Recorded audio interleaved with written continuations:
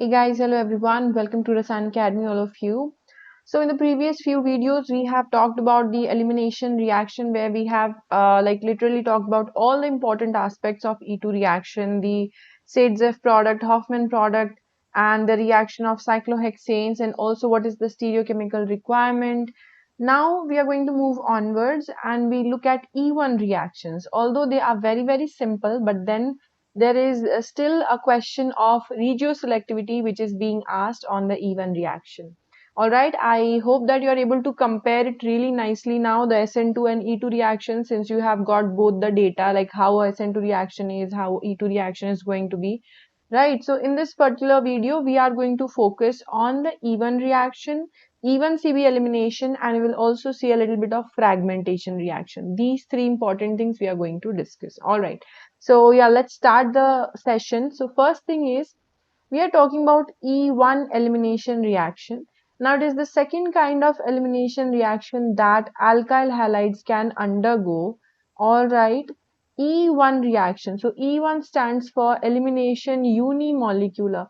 Just like in SN1 reaction, E1 reaction is similar. Although you're getting an alkene over here, not the substituted product. So yeah, what do we see, guys? We see that there is water and there is a tertiary butyl bromide over here. Now, even reaction, see here it is only water which is given, but how does the reaction proceed? The reaction proceeds in this way, mechanism for the even reaction.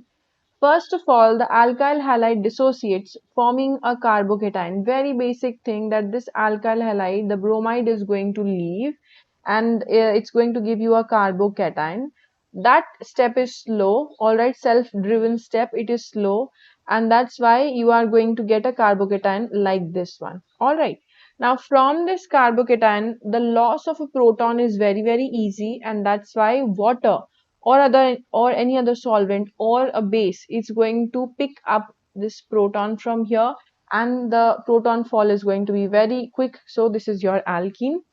This is it. The base removes the proton from a beta carbon. Now, there are some important points to note over here that the rate of an even reaction only depends on the concentration of alkyl halide, not on the concentration of base. Because in this particular example, you see that base is water. Alright, so second important thing over here is you don't require a very strong base in the E1 elimination reaction, because ultimately the leaving group should be a good leaving group. The carbocation which forms should be stable. That is going to help drive the even reaction. All right. So the alkyl halide dissociates, forming a carbocation. The base forms the elimination product by proton removal from the beta carbon. Now this is the most beautiful part about the E1 reaction. Here comes the actual chemistry. That is, the E1 reaction is regioselective. What is regioselective? Once again, it gives you a major and a minor product. Selectivity gives you major minor product. Regioselectivity gives you two positional isomers, because the two alkenes that will be generated are positional isomers. So to this unsymmetrical alkyl halide, if we just remove this chloride from here, you are going to get a carbocation on this particular carbon. Now the choice is of these two hydrogens, hydrogen from the methyl and hydrogen from the methylene. Either of these two are going to leave, it will give you two different products. Now, always remember, E1 reaction always goes through the formation of a carbocation. Unlike E2 reaction, in the E2 reaction, it depends on how you are having a base, because in the E2 elimination we have seen there were various factors. Bulky substrate gave you major product as the Hoffman alkene. Second thing, bulky base, bulky leaving group. All these three things gave you major Hoffman product. But here in the even reaction, whatever the substrate structure is, it is always going to go through a carbocation formation, which is always going to be stable.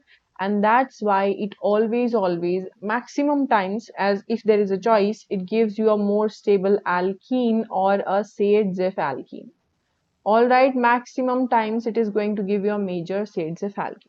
So in the E1, there is a majority of ZF or ZSAV alkene formed.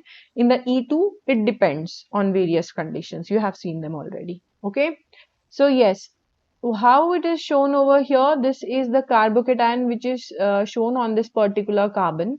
Now what happens is the loss of a proton. All right, the loss of a proton from this particular carbon is going to give you one alkene, all right, which is the more stable alkene, and the loss of a proton from here gives you another less stable alkene, which is higher in energy. Just showing that. All right. So in this particular slide, it is very beautifully explained that how many different molecules can give you E1 elimination, right? So obviously guys, you have already seen this in the SN1 reaction. E1 reaction is very similar to SN1 because both of them go through the carbocation formation, right? So a more stable carbocation formation is definitely going to drive these reactions forward. So substrates that readily eliminate by E1 reaction is definitely your tertiary alkyl halide. It is going to give you a more stable carbocation like this, which on proton removal is going to give you this reaction. The first step is always the slowest step. This is always slow. And the second step is always fast, which is the proton removal.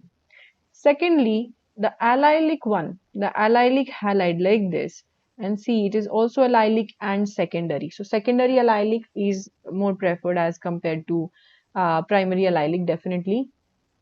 So secondary allylic again gives you a more stable carbocation, and in this way it is going to give you this reaction. Now these may also eliminate by E2 elimination. As you can see, it is written in the side, they may also, even though the chance is less because when there is a more stable carbocation, when there is a weak base involved, you go through one reaction. When there is a very strong base involved, then the substrate will also give you E2 elimination. So whether a molecule undergoes E1 or E2 also depends on the choice of base. All right, always remember this. Also depends on choice of base. Secondly, benzylic, similar to allylic, is going to give you a stable carbocation like this, and that gives you this kind of an alkene. Okay, alpha hetero substituted reaction. Now this one particularly favors E1 reaction. Why? This one particularly favors E1 because if it is a methoxy, then it is going to push away the X group. All right, you might have also seen this in this kind of a carbohydrate molecule, that there is a X leaving group. Then what happens because of the effect like this, because of the hyperconjugation, in this way the oxygen is going to push away the X. All right, also known as the anomeric effect sometimes. So the same happens for a aliphatic compound also. The oxygen is going to push away the X, forms a stable oxonium ion, and then goes to the product formation. All right. Now, substrate that may eliminate by E1. Now, till here we have seen substrate those readily eliminate by E1 reaction. Now, when we talk about secondary and primary, obviously they are going to be slower because the carbocation formation is slow. So, secondary alkyl halide gives you a slower E1 reaction. Primary gives you even slower, or because it's having an unstable carbocation, it will prefer to go through E2 reaction. Now, cannot eliminate by E2. Look over these. Methyl halide, pH X like this. So obviously all of these substrates don't have the possibility of beta hydrogen elimination. Now here we have some really nice examples of the E1 reaction. The first one you see over here, that is you are having a tertiary alcohol over here, and you know that OH is not a good leaving group in the presence of base. We'll talk about OH in a little bit detail because it's a very important and specific group. OH is not a good leaving group in the E2 elimination because there is a base, it will become O minus. OH is a good leaving group in the E1 elimination because there is an acid and it becomes OH2 positive and then it leaves.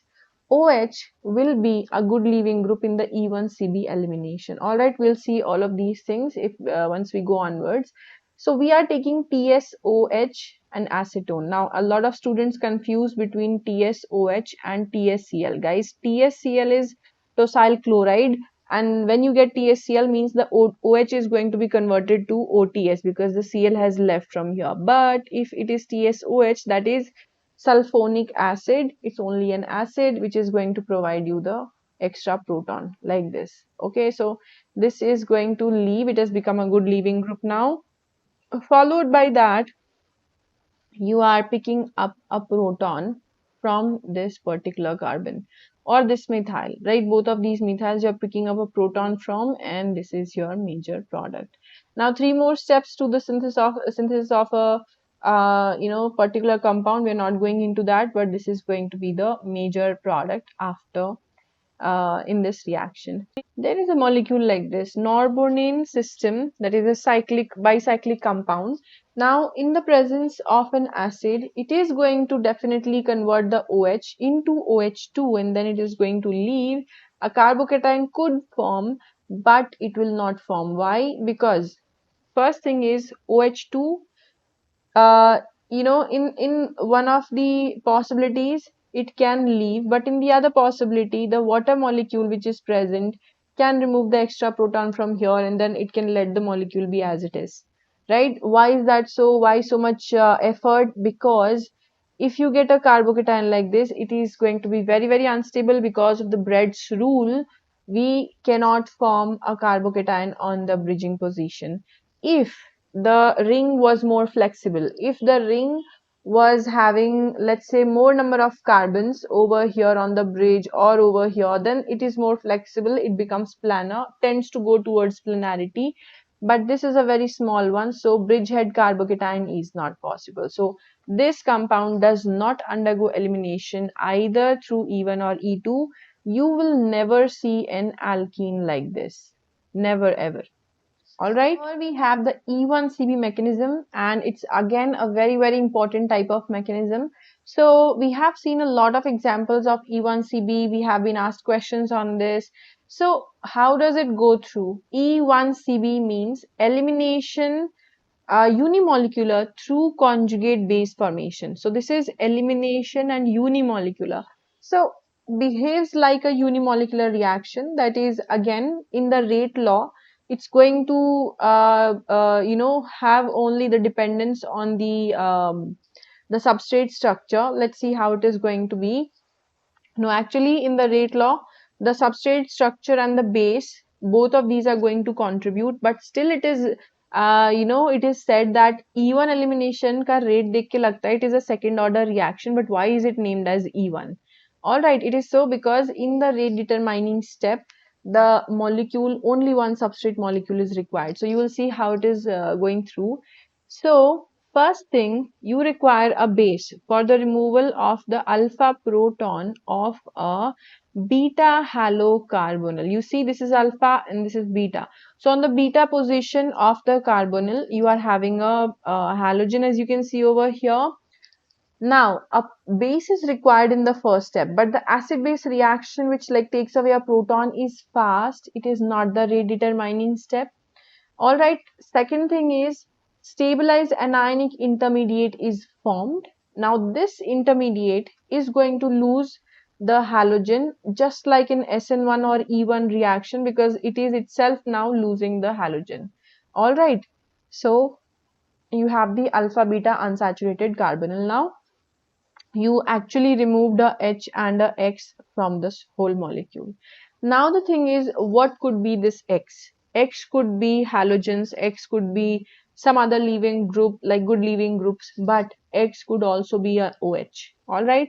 See, it is important to note that while OH minus is never a good leaving group in the E2 reactions, it can be a leaving group in the E1cb reaction. The anion is lost, the anion, it is lost from this anion, from where it is lost is already an alkoxide, all right, because there's a O minus over here. The oxyanion does not need to be created as OH minus is lost. So basically the establishment of this conjugation over here is going to assist in pushing away the OH minus group, and that is why here it works as a here it can be a leaving group, which we usually say that OH minus cannot leave on its own. All right, so a very beautiful reaction, E1 elimination reaction again. Now, second example of this one, let's see over here. What do you have? You have this carbonyl, and on the alpha you have a carbon CH2, and on the beta position you have an OH over here. All right, so what do we see? It is MsCl which is given, and there is a not a very strong base, moderate base. Triethylamine is not very strong. Okay, so not very strong, not weak base either. So yes, MsCl is going to help the OH group in getting converted to OMS, all right, which is going to be a good leaving group. OMS is a good leaving group, and this triethylamine is going to pick out this proton from here. Now, in the next step, you will know that this proton is going to be taken away by the base over here, and it is going to first form a carbanion. Don't directly do the E1 E2 elimination, that is removal of the OMS directly. Don't do that in one step. First write the carbanion, and then the carbanion is going to push away the OMS group. All right, so if you want to see, it's going to be like this. All right, first of all, it is going to be OMS, and there is a carbanion. This is a fast reaction. The second slow reaction is pushing away the OMS like this, and you get this product. Okay, E is to Z alkene, that's going to be a different ratio. Now, third example over here, once again, you have a beta, you have the alpha hydrogen over here, and once again, you have OMS forming possibility with the MsCl and pyridine. So, pyridine is going to take away a proton from here, and yes, and you are basically getting a carbanion which is going to push off the OMS group, and that is only giving you one alkene. You don't have other product formation possibility, so this is formed in 100%. All right, so we've seen three very important examples of E1cb. Once again reminding all of you that E1cb का जो rate law है, the rate is going to depend on the concentration of the substrate as well as the concentration of the base, but it is known as E1, not E2, because in the rate determining step, which is this one, you are only having the enolate kind of intermediate pushing off the X minus. That's why. Okay, the group that you see over here, which is connected to this particular amine, this one is the F-MOC protecting group. All right, so this bulky fluoronyl ring is going to help in the E1cb elimination, and it has been asked in many in many of the questions that usually when you do the deprotection of any group, either you require base either you require acid or you require catalytic hydrogenation. There are very few which require base, and this is one of them. All right, so these groups require the base, and that's why it is one of the very unique functional groups which we are going to deprotect. So here you are having an amine. It is F-MOC protecting group that we usually call it F-MOC. Okay, now what happens is, in the presence of a base, it is going to deprotect in such a way it's going to give you the amine. This is your amino acid or amino acid ester that you're finally getting. Okay, how do we do it? See, this is the carbon where there is a leaving group, and then this is the beta carbon where there is a hydrogen. So in the presence of a base, the hydrogen or the proton is going to be lost, and you have negative charge on this particular carbon. This carbon, this negative charge is very highly stabilized because you are having two benzene rings on the side. It's on the benzylic position, right? And when it is going to push away this leaving group, which is going to be the carboxylate, loss of carbon dioxide takes place, loss of CO2 takes place, and you are going to get this particular amine ester as it is, and the fluorine molecule. This is fluorine. All right, so Very, very important, deprotection of the FMOC protecting group to give you the amino acid or the ester of amino acid back. Alright guys, so here we are at another important topic under elimination. So as you have seen, we have tried to cover all the aspects of the elimination reaction, the E1, E2, E1cb mechanism, along with that syn and anti-elimination, pyrolysis, even fragmentation we are discussing, because this will make sure that you understand the whole topic, right? So in the fragmentation reactions, as you can see, there is kind of a push-pull effect which is going on. Some of the group is pushing the electron density, and because of a leaving group, the electron density is being pulled from one side, right? So as you can see in this particular cyclohexane, derivative, you see that there is a alcoholic group OH and there is a X over here. Now, what do we have to take care in fragmentation? The push-pull effect is only going to work if the stereochemistry is like properly arranged, if the bonds are properly arranged. So you see that if I'm having a base, the base is going to take away a proton of an equatorial OH group. The equatorial OH group in such a way, see this OH bond, and this particular bond, and this particular bond, all of these are anti-periplanar to each other. And that's why the leaving or the fragmentation or the push-pull effect is going to be really good. And that's why when the proton is taken away, the O minus is going to push the bond over here. This bond is breaking down and you are eliminating the X minus from here. For simplicity, always write the molecule in the way it was originally written. That is, write the molecule in this way exactly, all right, and you are going to get an alkene over here like this. Now in this particular example, the alkyl groups are not present on this carbon or on this carbon, right? So if they are asked, writing the molecule in such a way will help you understand what is the stereochemistry of the alkene formed, whether it is a cis alkene or a trans alkene. All those things will be very clear if you draw the molecule as it is. All right, so who is the leaving group? It should be a good leaving group, goes without saying. So here it is the sulfonate group, which is a good leaving group, and you should have a good base for carrying out the fragmentation reaction. Now we have different types of fragmentation. It's a simple model over here. We have Grob fragmentation and we also have Eschen-Mosher fragmentation. Now I have included these two in the name reactions, so please go through them along with these so that you understand better. Okay. Now guys, this is the last and the most important slide of all of the reactions that we have done today. This is the most important, because here you will see that if you have any of these compounds, see if you have any of these compounds given in the examination, that what are the fragmentation products, you have to be very careful while answering, because the stereochemistry changes and you get a different product, right? So this, for example, the option number, this compound number 30 gives you a trans-alkene, E-alkene major product.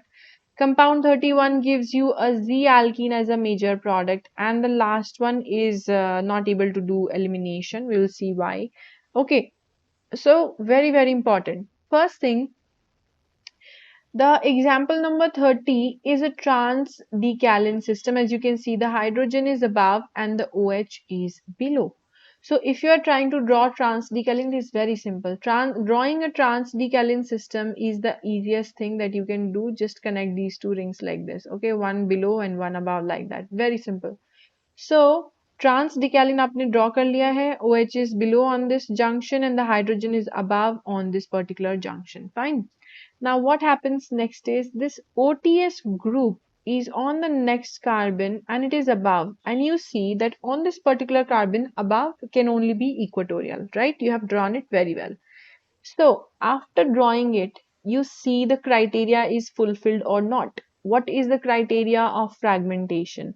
The criteria of fragmentation is ki, okay, fine, there is a OH group, it is going to be taken away by the tertiary butyl or butoxyanion like this, and you have to see if the bond falls over here, which bond is breaking. This middle bond should be breaking.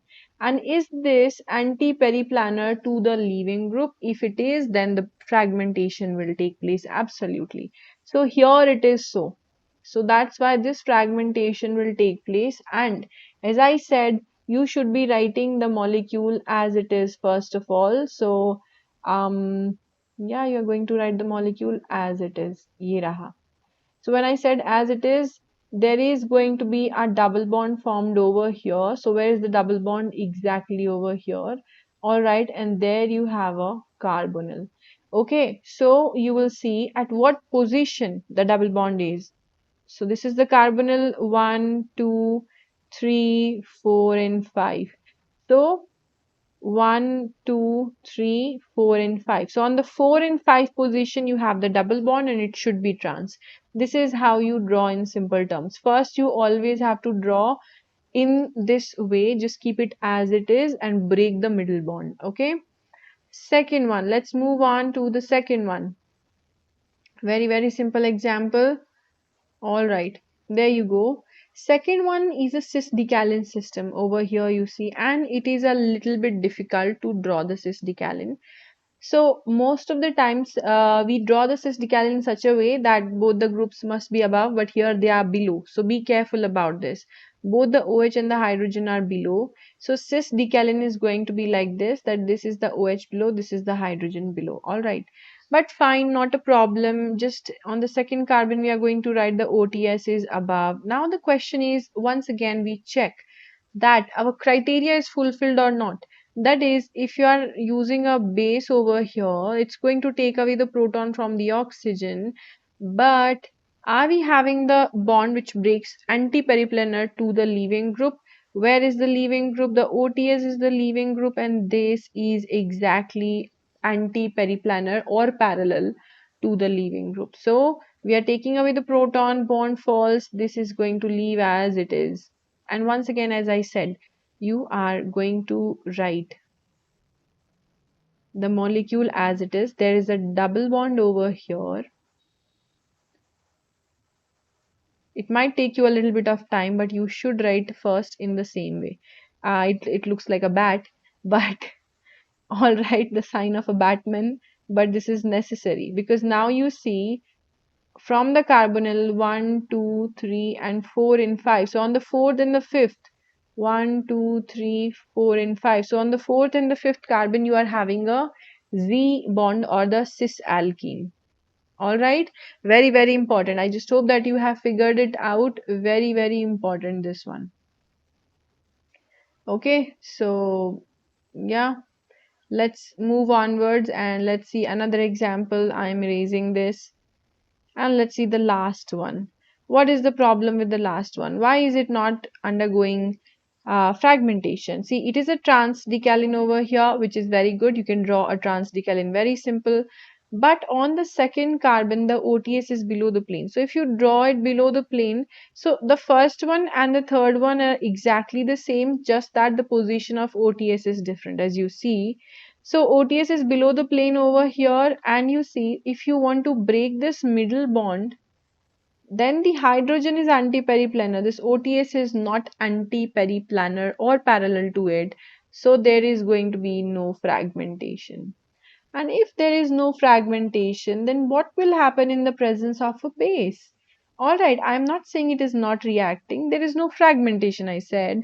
So it can take away this particular hydrogen to eliminate and do the E2 elimination reaction. It does not undergo fragmentation, it undergoes only E2 elimination. And if let's say you don't have a very bulky base, then this proton is also going to be removed. Okay, it undergoes an E2 elimination reaction. Alright guys, so I have discussed the most important examples of fragmentation. Please also watch the name reaction videos, and there are more videos coming up on more reaction mechanism classes. So I just hope that you liked all of these things, and if you are liking the video, please share with your friends as well who might also like them and get help in the CSIR net preparation. I will see you all very, very soon in another such video. Have a nice day.